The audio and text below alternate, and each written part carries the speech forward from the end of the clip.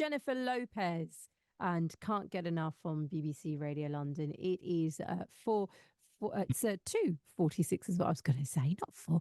Sanya just perked up like, are you sure, Shay? No, we're not that far down just yet. It's 2:46. Right. I want to talk about one of my favorite subjects, which is food. Of course, throughout the beginning of the year, I've really been going on.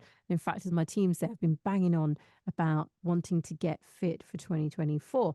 But as we learned on Monday when I was joined with Dr. Andrew Jenkinson, fit and being healthy, a lot of it has to do with what we eat, not just how much we exercise.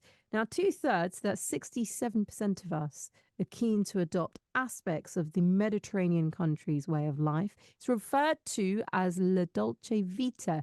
But why is my question? Well, I'm joined on the line now with renowned Michelin star chef Gio Renzo Fioraso, Italian trained Michelin star chef, I should say. Such a pleasure to have you on the show, Gio. Thanks for speaking to me today. It's my pleasure. Thank you. Firstly, for those who don't know, what does La Dolce Vita mean? La Dolce Vita can mean so many different things. It's about the sweetness, joy of life. So it's having fun with all the small details. Don't overthink about it. Don't stress. Just enjoy life at its best. Do you know what? I think that's what we all would love to do, especially as the weather right now is cold and, we're trying to cheer ourselves up. But we do oftentimes, and myself included, turn to food to do that. So let's delve into, some of these Italian lifestyle of La Dolce Vita. What kind of things should we be adopting to enjoy this, Mediterranean way of life? So Fiat created this guide, La Dolce Vita, where you can find more than 30 tips on how to embrace La Dolce Vita at its best. We talk about food, we talk about coffee, design, pizza, general style, and mixology. So there are so many things we can do in our day-to-day lives to embrace and take it more toward the Italian lifestyle.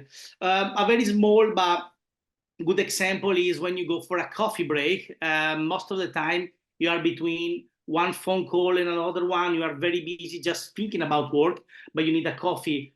In Italy, we do the opposite. We just go to the bar for dedicate 5 minutes to ourselves. We actually enjoy the coffee. We think about the coffee, and for 1 second, we switch off the world and the work, and we just take care of ourselves with our coffee. So we can find a Dolce Vita in every single small aspect of the daily life.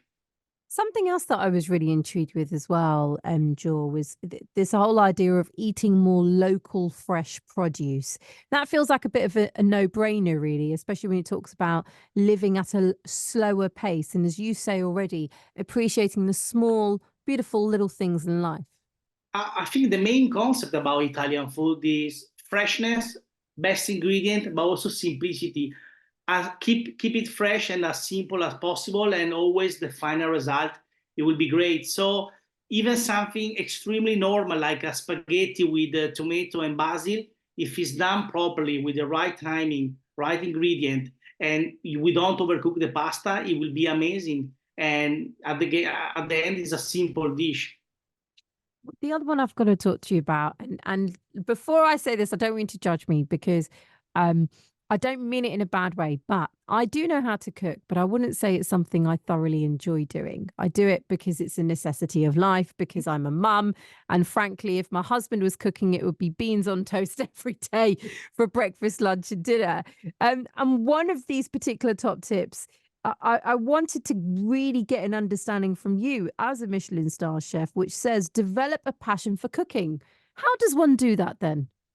I personally think it's all connected to the time that one person has. If you don't have time, it's very difficult, even if you try to be more passionate about food. I mean, you need to be able to enjoy food. You need to be hungry, and you need to have time. That's the basic thing. Many times I started to do like a normal dish for myself without having the right amount of time, and it always ended up in a disaster. So even for be able to work on yourself, on your cooking skill, you need to have the time to do that. You need to have a free morning, and you got a free morning for prepare for get ready with your lunch. You go, you get the ingredient, you slowly start to cook the food. You keep tasting that it's gonna be right, but not rushing it, and don't overthinking about it. It must Mm. be simple, like we say at the beginning.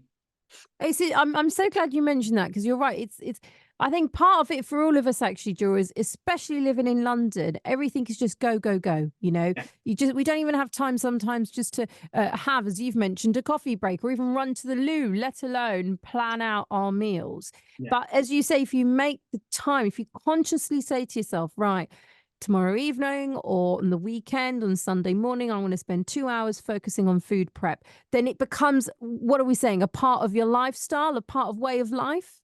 Yeah, it can become even a family gathering. Like the Sunday, for example, it would be nice to make fresh pasta all together, or oven baked lasagna. So it's not just about the cooking, but it's also about enjoying the food and then spend time with the family, talk about it, and have a conversation without watching television or the phone, Yeah. and just go behind the food and be more Dolce Vita style. Oh, I mean, you've hit the nail on the head, haven't you? We all do this, which is we all eat in front of the TV. And I think there's something in that, as you've just said, to just have the TV off, no phones, and just have a conversation whilst you're eating food with your family. That's just the most beautiful, basic, and simplest wonders of life, isn't it? That's the way I grew up and the way my family raised me. And eventually, I believe it make even the food taste better because you are focusing on the food rather than watching television. And then whenever you are looking at something, you will understand better the ingredient, and the flavor will be better at the end of the day as well. And you mentioned pizza. I mean, come on. You've got to give, and you probably, and I know it's such a stereotype. You must get this asked all the time. How do you make the perfect pizza? But what are the fundamentals? Because I Um, was looking at this, and it says if you don't have a pizza oven, am I right? It says here you could cook pizza in a frying pan. I mean, some people will be quite yeah, shocked by that. A yeah, you pizza are in a right. frying pan. Actually, it's possible to do, but it's a little bit complex. I mean, uh, pizza is a huge, even though it's something extremely simple, there are so many different type of pizza. So the first point will be understanding which one is your favorite style of pizza. Either be a Napolitan style, a classic, a crunchy one, Roman one. So Yeah. that will be the first one. Eventually, for cook a good pizza, we need an oven at least 450, 480, 500 degrees for make, for example, a Napolitan style of pizza. Now, not everybody at home have a pizza oven, and the normal oven at home doesn't go more than 260, 270 degrees, even less. So the key on this one is to create a good dough, open up your pizza, and start cooking the pizza on a pan with a very high heat. So we try to take as much as heat as possible. At this time, it will raise quite well. And then eventually you keep cooking it in the oven, in your normal oven, with the grill on at maximum temperature. It's not going to be the same result, but it's the best way to get a decent Italian pizza at home without having a pizza oven. I mean, I guarantee people are going to be taking notes on this, You should which try. I love, and thank you for that. Finally, for you on a personal level, Joe, how do you like to live your life, La Dolce Vita? I always try to be as happy as possible. Don't complicate my life. Even when I'm working, I try to keep everything clean, easy, simple, but in order. And then again, dedicating time to myself, like having a coffee break and actually thinking about the coffee or the break, and not already thinking about what I need to do after it. So that's the main key. Even when I sit down for lunch, I try to have half an hour, 1 hour, and I really try to enjoy the food, enjoy the lunch, and not trying to be fast because I have so many things to do after it, which everybody has. But whenever I can, I cut out some time for myself, and during this time, I embrace the Dolce Vita. Well, I'm hopeful that many tuning into Radio London will adopt this concept and lifestyle, as you say. Such a pleasure having you on Radio London, Joel. Thank you for joining me My today. pleasure. Thank you very much. Thank you so much, Gio Renzo Fioraso. Thank you so much for your time today. It was really lovely. And if you'd like more details, you can follow him on social media as well. How do you spend your life, La Dolce Vita? I think it's something we all aspire to, isn't it? Especially.